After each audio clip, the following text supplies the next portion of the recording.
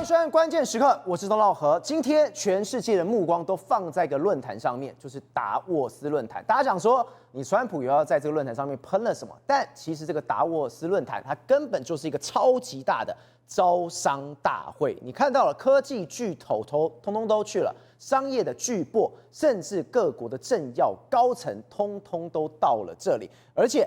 你只要想一件事情，这个达沃斯论坛跟去年川普的中东行基本上是一模一样。他当时不是也带了一大堆商人到那里抢下了一大堆订单吗？但现在就完完全全就是复制贴上。不要忘记一件事情，当今天美国胜利拿到满满订单的时候，就是台湾赚饱饱的时候。为什么我今天要特别提到台湾来赚饱？因为这一次达沃斯论坛上面，其中有一个人是全场的焦点，这个人黄仁勋。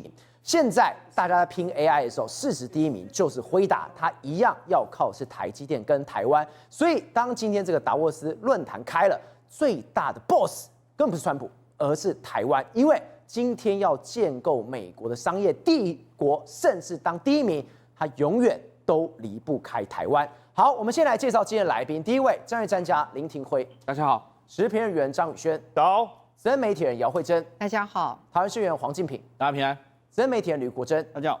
好，最后一位是资深媒体人吴正峰，大家好。国文哥，今天这个达沃斯论坛跟去年川普的中东行是一模一样的，就是一个超大型的招商大会，全世界有3000多个人。破纪录人参加这一场论坛，大家都想要知道说这场论坛川普会带来什么。最重要的是，大家能不能加入这场全世界的 AI 的狂潮？因为很多人都想要跟川普来合作，跟美国合作，所以这川普特别带什么？带黄仁勋去，跟去年5月去中东一样。对，那些说了阿拉伯油国动辄拿出几千亿美金，说要投资美国，只要美国给他 AI 的晶片。所以黄仁勋他又变成吉祥物了。对，他就是美国最大的政治外交或商业外交，以及美国的吉祥物。AI 就成为川普这次最大的武器。这一次达沃斯论坛，大家再也不谈所谓的新三样，包括太阳能板、电池跟电动车，谈的都是 AI。所以有一家公司现在已经变成我们台积电最大的客户，就是辉达。在达沃斯论坛的时候，黄仁勋宣布，他已经正式成为台积电最大的客户。对，因为占了超过20%，代表一个新的时代过去了。一个新的时代来了，是手机的时代过去了 ，AI 时代来了。更重要的是，你看到有一个最新的数字，也看到全世界都加速在拖中，不止达沃斯论坛在拖中，连台湾的接单，2026年明年即将出现的接单，竟然出现什么？美国地区的接单还是第一嘛？我们说美国现在已经超越第一了，东南亚竟然跳起来。东协竟然跳起来，它比中国还要高了，还要微幅多一点点。不过这代表一个很重要的意义，都在拖中。从达沃斯到东南亚，大家都在拖中，整个世界的重心完全往美国靠过去了。所以国文哥，我们刚刚一路讲拖中这件事情，从达沃斯过来看，它根本就是一个美国的主场秀。就这场秀里面，中国真的是这两个排场直接一打开，差太多了吧？所以川普这次带了所谓的贝森特跟卢特尼克，还有卢比欧都去了嘛，所以今年非常的盛大，破纪录的多，有130多国，3000多个代表，所以场外都挤满了。然后最重要的是商业界人这次非常的热烈，包括400多名的政坛领袖，800多名的企业，还有100多个是新创业者。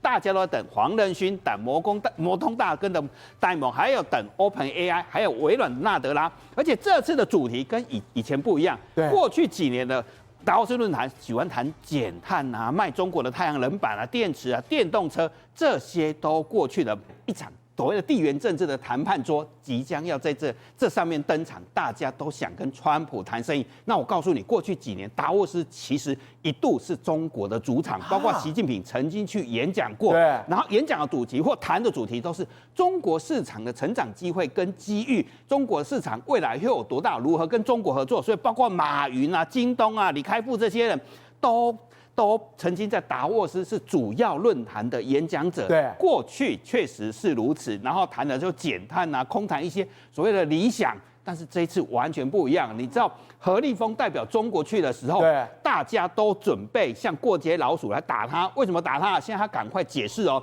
你看他解释就可以知道，中国在这次达沃斯论坛为什么我说了是人人喊打的角色。他赶快解释哦，中国将其他国家当为商业伙伴，不是对手。对，我们去年贸易顺差1.2万亿，不是刻意的啦，你们要原谅我们。然后他在求饶吗？对。中国不仅希望世界工厂，它也会成为世界市场。然后它跟自己这各国的贸易顺差都不是刻意造了。我希望能够解决这个问题，我也希望能够提高消费力。问题中国现在就是没有消费力，你到处低价倾销，人人都想要准备对什么？准备对你反倾销，所以你看哦，跟去年5月一样，本来沙特阿拉伯这些国家还一度跟中国靠得很近，很多工程都给中国业者造，对，甚至川普在上任前还骂说，中东国家这些油价要降便宜一点。可是川普很厉害，带着谁去？他其实就是带着黄仁勋去绕了一场。我们看了黄仁勋、OpenAI 的奥特曼、孙正义，还有阿拉伯油果这些。他5月的时候，他去的时候，每个皇室对他多开心啊！沙特阿拉伯的王室穆罕默德互相访谈之后，除了去之外，谈了很多生意之外，也互访又到美国去。其实还宣布要投资5000亿美元投资美国。其实接下来是什么？美国马上对这件事情，这就是为什么黄仁勋、辉达成为台积电最大客户的原因，是因为今年上半年开始，它的5GW 的星际之门就是相当于5个核电厂的资料中心已经开始，第一批已经开始陆续完成，已经有10万颗的辉达晶片已经送到阿布达比去，阿拉伯联合大公国，这代表什么？一个新世界、新的商机，其实就在这里就打开了。对，所以现在怎么样？欧盟这些国家为什么这么多新创业者想去，这么多企业想去，就是想要仿照这个模式，能不能跟美国加入这场 AI 新浪潮？能不能跟 NVIDIA 合作？对，有没有新的机会可以一起谈？所以我特别提醒大家哦，达沃斯论坛如果结束之后，一个人很快就会出现在台湾的，因为他可能跟上次去中东一样，接的满满的订单，几十万的科勒晶片。你说黄仁勋？对，所以他已经定好了，1月31号他就会再回到台湾来参加台湾的各个公司的尾牙，也要办造研宴。接下来他的总部是不是有新的宣示要即将进行了？对，重点是什么？重点是接单接太多，他必须要赶快怎么消化那个单，赶快啊！广达你要多少产能？伟创你要多少产能？鸿海你要多少产能？台积电你必须要优先给我多少产能？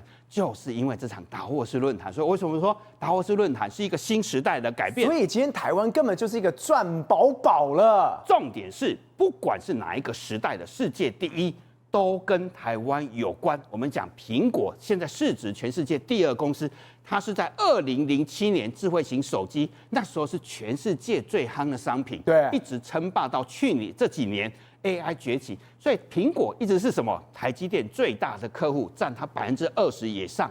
结果从2026年，也就是黄仁勋参加这场达沃斯论坛的时候，他正式宣布有一件事情，时代已经改变了，已经从智慧型手机正式转向 AI 大时代。对 ，AI 才是大家最想要的商品，大家最想了解的商机就是 AI。那辉达占台积电的营收已经成长到20%，这个是一个很大的改变。是什么？不管是智慧型手机或者是 AI。美国都拿下世界第一，对，可是背后的世界第一怎么变，都是台湾。也就是说，不管谁拿到世界领先的世界第一，真正的最大的支柱就是台湾。不只是黄仁勋 NVIDIA 需要台积电，还有 OpenAI 在这一次达沃斯，它也是主角哦。对，因为你不能忽视这家公司也会有新的改变或新的机遇出来哦，所以大家很期待它。在达沃斯，他会拿出什么？他这次真的是拿出一个很厉害的东西，他会有智慧型的耳机的装置。过去OpenAI 第一次出这种智慧型的耳机，首次的硬体设备是要来了。对，所以 OpenAI 不再只存在你的手机，用在苹果的手机，它可能都没有主导权。可是它真正的就是会有很多互动性、跟语言、跟上下文、跟快速反应。你可能我这样想象好了，你可能戴个智慧型耳机以后，所有的翻译都取消了。以后所有的资料你一问他，他马上给你正确答案跟解答，甚至你要购物或订什么东西。这个微型耳机都可以做到。所以简单讲，它其实是一个超级手机或超级电脑，它的效能可能会是一个电脑的等级，它跟手机是差不多的。它一做要做5000万台，所以大家都在期待 OpenAI 会拿出什么新东西来。这个东西的效能会达到怎么样？会不会改变 AI 时代？你戴了之后，你会不会变成一个超级人类？对，就拥有所有的 AI 的能力。重点我们来讲完这个的时候，重点是它本来是要哪里做，你知道吗？本来是要给中国的立讯去代工，然后是在中国生产，结果现在它还是回来选择什么？选择台湾的鸿海。鸿海要吃下5000万台的订单了。对，没错。重点就是第一个，它不可以在中国制造；第二个，它不可以中国业者制造。当然，这都是理由。其实真正我要告诉大家的是，你要做到这个微型化，从苹果过去的经验来讲，其实就好像一个厨师要开一道菜的时候，或美国业者餐厅要推出一道菜的时候，台湾业者不管是鸿海跟广达，都是扮演最重要新商品的主厨，包括他怎么设计，要买哪些菜，厨房要怎么设计，最后要怎么做出来，其实都是靠台湾。我举几个例子好了，你就可以听得懂了。苹果要做苹果头盔的时候，其实一开始是鸿海做了；苹果要做 Apple Watch 的时候，其实一开始是台湾的广达做了。AirPods 一开始做的时候是台湾英业达。都是台湾业者把它达到他的想象，他要做到。所以 OpenAI 要做一个这么难的东西，要做到全世界最好的时候，他只能选台湾的业者，不可能选择中国。当然产能很大，所以他这时候就必须要考虑一件事情，在哪里生产。所以很多台湾业者为什么你会看到一个数字，看到非常清楚是。以前我们都说依赖中国，中国才是我们台美贸易的很重要一环。结果现在不是了，新的台美模式是怎么样？台湾接单，然后可能在泰国跟越南生产。就像 OpenAI 这一次，它其实是打算是在越南产做了。对，那为什么发生这件事情？是因为2023年开始，我们就做一件事情，把昆山搬到泰国，把深圳、东莞搬到越南。所以你会看到一个很明显的现象是，为什么越南做得到？是因为我们在23年疫情刚结束，那时候刚刚解封的时候，开始一般的人，一个工厂，一群人把工厂搬走。我以2023年昆山来为例，那时候有 PCB 板，包括新兴、臻鼎、金像电、华通、晋鹏、耀华，就是从昆山搬到泰国去。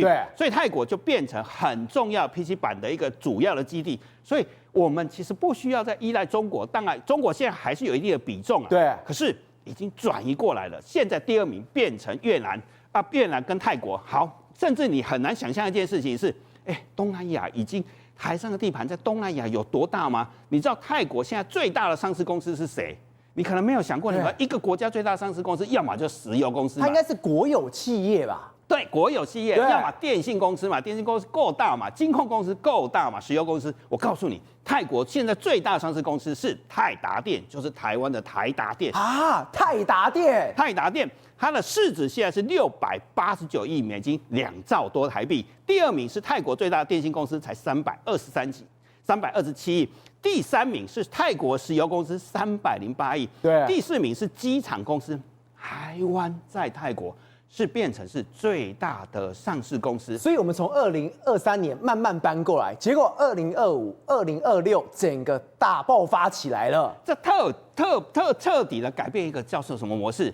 就是台美之间的贸易模式不依赖中国，慢慢的转出去。跟这次达沃斯论坛很一样的地方是，大家都在拖中，大家都觉得中国倾销是伤害了我们，是帮助到别人的。宇轩，我们刚刚有讲，这次达沃斯论坛，各国全部都到，为什么？因为大家都要谈 AI 这件事情 ，AI 这件事情有多重要？你看到今天Anthropic 的执行长说了一段话，他说：“你晶片不能给中国，这感觉像什么？你把核弹给北韩呐。” DeepMind 的执行长他说，现在中国跟西方的这个 AI 甚至这种差距只剩6个月。我心想，有追得这么的快吗？有追得这么紧吗？杀得这么样凶吗？现在的 AI 早就发展到我们没办法想象的阶段了。至少没有错。为什么呢？因为对于美国、对于中国来讲 ，AI 已经不是一个技术，它是一场战争的环节。你还想想看，在去年过年那段期间，是不是 DeepSeek 横空出世？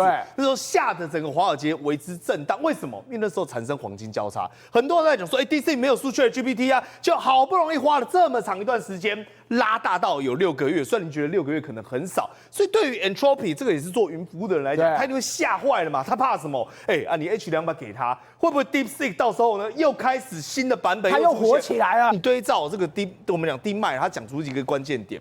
现在是6个月，对不对？他说能否真正创出一些新的东西，我认为还没有得到证明，代表他认为过去中国的成功是建立在抄袭美国之上，而未来美国呢，不管是硬体或者是软体，只要确保这样的领先定位，就能够持续性拉大。但是与此同时，有一个更狠的禁令来了，在照这个叫 RASA， 他现在这个法案过之后，连远端存取他都禁止你去使用。但你知道为什么美国这么斤斤计较吗？我们现在来看到 Tesla。你就知道美国现在的算力跟它的我们讲 AI 服务到多可怕。对，我们先前跟各位介绍过这个叫什么 FSD， 也是 Tesla 的自动驾驶，它到了第14代。结果呢，我没有想到的是它的功能强到这种地步。第一，它比13代强了10倍。再来第二个，因为现在时间跑过一段期间之后，终于有实测出来。来，就你看到画面，我们再看一次刚才那个，它有5种模式，我傻爆眼。5种模式？对。而且你知道第一种模式是什么吗 ？Slows， 你知道 Slows 是什么吗？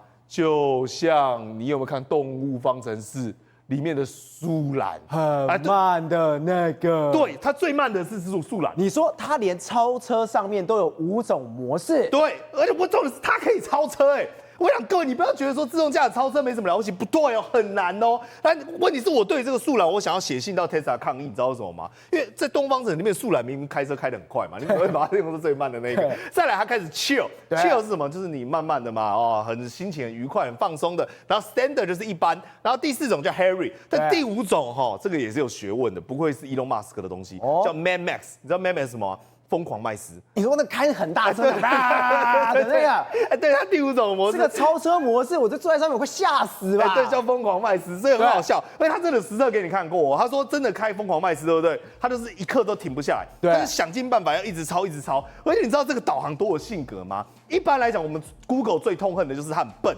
就是我 Google 完之后，然后你就傻傻的照导航，然后往往会塞车啊，走小路乱七八糟。就他不是，他说你导航之后，这个 FSD 他会自己判断。对，比如说我开我按照我的系统去搜寻说这边有塞车，他会自己绕小路，不照导航走。对，那比如说他看到前方路况不太好，他会自己绕到别的地方去。所以你知道吗？这个驾驶他就说，我就用这个 FSD， 结果他就一直乱绕，有时候是真的是加分，对，但有时候 gay 搞。就绕到小巷子去之后，发现这边不行，然后他自己又绕出来，所以他有自己的想法在上面。对，你们不要管我。我们的 AI 正式进入到了青春叛逆期了，开始想法特别多。但是呢，与此同时，它的语境也更好。为什么？因为它的语境它的 FSD 也就是它自动驾驶是跟 Grok 做结合，所以 Grok 它比较聪明嘛。所以你比如说，你就躺在那边跟他讲说，我想要去那个湖。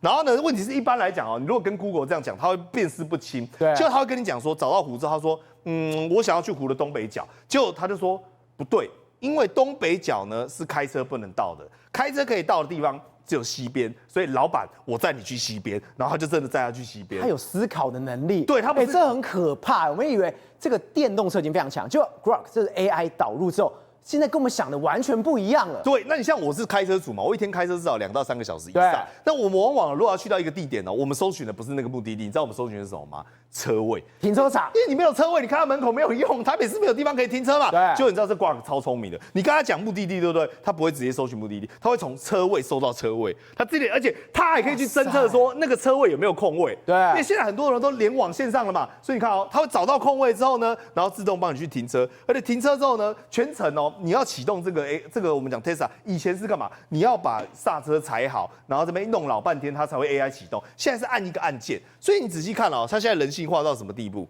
现在最可怕的在于什么？我们一直讲到自动驾驶，但赵，你有没有想到，它是把司机的工作给取代掉？对。就现在他们的野心不只是于此，他们在所谓取代人类工作上，连工厂恐怕是下一个。比如说我们讲这个机器人，这个叫波士顿动力机械人，对，它叫 Atlas， 它的手多么滑，看。那个是弧形优美的弧形，他的手可以360度这样子转的。对，然后你看到他头也可以转，身体也可以转。照我再跟你讲个秘密，你把他头拔掉放在桌上，他还是可以动。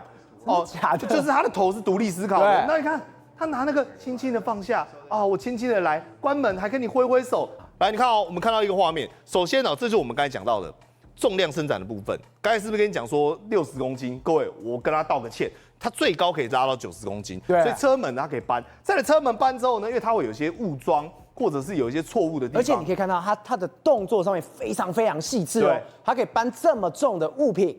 而且它在蹲下在放的时候非常非常的准，重若千斤哦，细如鸿毛。它还可以这样拿。对，你看哦，我跟你讲，这是哪一个人可以这样做？除了美国队长之外，对，太夸张了吧？他直接把这个车门直接扛起来，不然套一句我们正风最爱讲的，套一句正风最爱讲的，照尔修理破啦，太离谱啦，太离破啦，哪里破啦？这机器人，而且你知道吗？它还会干嘛？它还会换电池。也就是说，比如说我侦测到我一电池大概是4个小时嘛，我现在快没电了，对不对？我大概3个小时50分的时候，我就走到充电站，然后自动把电池换。那我讲更可怕的是什么？换完之后，下一班的人就来，所以你知道吗？这不是我们讲的，我们讲不准，我们又不懂汽车产业。现代汽车的员工，因为现代汽车现在跟这个 Atlas 合作了，对，要引进哦。如果连这一部分哦，组装的部分、装引擎的变速箱的部分都会被机械取代，好不安。还好我5年退休，后辈哦恐怕都失业没工作。那我就问，那机械不是已经开始入侵到人类的社会了吗？对，不是要开始取代我们了吗？甚至是什么？他连设计师、工程师的工作都要抢。来，赵尔，你先看这个东西，我问你像什么？奇形怪状，我觉得很像什么外星生物。对，这什么鬼东西啊？像异形，对不对？很像外星人生化太空船，对不对？来，我跟你讲，这真的是太空用的，这真是火箭的向量喷嘴，火箭引擎。对，然后你想说哪一个天兵设计出来，对不对？来，我跟你讲哈，AI 设计的 ，AI 做的。对 ，AI 在杜拜的工程公司叫 Leap 71，真的做出来了一个火箭的向量喷嘴的喷嘴，而且这个喷嘴你知道可以干嘛吗？它可以真的使用，而且使用上哦，它真的喷发出来之后，你发现为什么它长那么奇怪呢？它花了大概3个礼拜的时间哦，把所有的 coding 哦做编码，编码什么呢？所有工程上动力学、物理学、机械学、工程学的，把它做成编码之后，让电脑自己想出来之后，就你看到的这个畸形的样子。为什么？因为这个像是异形的东西，是 AI 模拟出来最完美的工程学，就是这个，而且它喷出的光，对，超级像外星人的，对，是绿色的光，对，又绿又蓝的哈，因为代表说它这个我们讲燃烧的这种化学性很特殊。然后你看到它使用之后，它说干嘛？首先这个是 AI 全部做的，我们刚才特别讲到。然后它的实验跟模拟结果，你会发现呢，比一般人类射出来的更好。你知道为什么吗？因为人类会被传统的工程学所限制，但是呢，它不会。我纯粹就性能，而且呢，我的效率比你人类还高。所以未来整个工程哦，它会有出现一个状况，就是说，未来我们人类的确是在使用 AI， 但如同包括这些科技巨头，包括 Elon Musk， 甚至包括黄仁勋所讲的，不是我们来设计程式，而是我们全部交由 AI， 而未来的人工进化恐怕会掌握在 AI 手上。因为今天除了是达沃斯论坛这么多人全部都过去了这边，别忘了今天可是川普的1周年，他可是把他自己安排一个真人秀，到底怎么样真人秀？他今天突如其来出现在白宫的这个新闻室里面，结果你看到这个画面太好笑了，一大本有没有？他说，我365天内，我做了这么多的事情，360做这么多的好事，就把它甩在那个地方，他也太会了吧？对，你有没有听到声音？砰一声，砰一声就是什么？掷地有声嘛。我们讲说，这代表说他的政绩啊，他故意丢给大家看的，你知道吗？就这么厚重。对，他不是丢到垃圾桶，是丢到地上，在地上砰一声的话，所有记者全部都吓到了哈。他怎么会这样做这种方式？当然，他在桌上还被那个燕尾夹夹到自己的手，有没有？对，但这个动作来讲很好笑。但是问题是，这80几分钟的这样的一个记者会啊，他就是要告诉大家说，哇，这1年来的话，他的政绩有多好多好。对。但是他认为说，还是有人在阻挡他。他认为说，这些在美国内部来讲的话，有一些反对派还在这个刻意的在阻挠他的未来可能要进行的东西哦。那比如说像格陵兰的事情，国际社会还在阻挠他，所以事实上他也不是很完全满意他自己的政绩，他是要告诉大家说，这个365页，因为你知道，就是一天来讲的话，就是1页政绩哦。对。然后总共来讲的话，365页的政绩丢下去，的确会发出声音的哦。那他完成了之后呢，他就什么？他就坐飞机哦，马上就要到这个达沃斯哦，去告诉全世界。而现在全世界所有人也都在等川普。对啊，你看到就是他们王者回归那种感觉，你知道吗？就是说回到瑞士这个地方，因为在去年来讲，他是用视讯的方式。对。那今年来讲的话，他的代表团是非常庞大的，而事先来讲，他的这个财长。就是贝森特早就已经到现场去了。那其实财长到现场去的时候，其实都还在骂什么欧洲，你竟然到现在还在买俄罗斯的天然气啊！